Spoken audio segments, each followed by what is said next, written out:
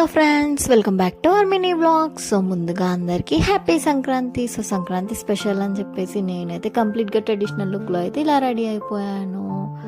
అలే కాదండో, మార్నింగే లేచి ఇంటి ముందైతే ముగ్గులు కూడా వేశాను.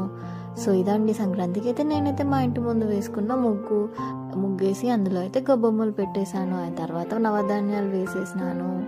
ఇది ఫ్రెండ్స్, ఎలా అనిపించింది నా సంక్రాంతి బుక్? నాకైతే చాలా బాగా నచ్చింది. అండ్ అలాగే మా మమ్మీ నా కోసం అయితే కట్టె పొంగల్ అయితే చేసి పెట్టారు. సో పొంగల్ స్పెషల్ అని చెప్పేసి ఆ తర్వాత కట్టె పొంగల్ని అయితే దేవుడికి నైవేద్యంగా పెట్టేశాం. అండ్ ఆ రోజు కొబ్బరికాయ కొడితే అందులో పువ్వు వచ్చింది. మా మమ్మీ అయితే చాలా హ్యాపీగా ఫీల్ అయింది. అండ్ ఫైనల్లీ మా అమ్మ చేసిన కట్టె పొంగల్ అయితే టేస్ట్ చేశాను. నాకైతే చాలా బాగా నచ్చింది. అండ్ లంచ్ కోసం అయితే మా mummy mutton, chicken, bagara and కట్టె పొంగల్ అయితే ప్రిపేర్ చేశారు.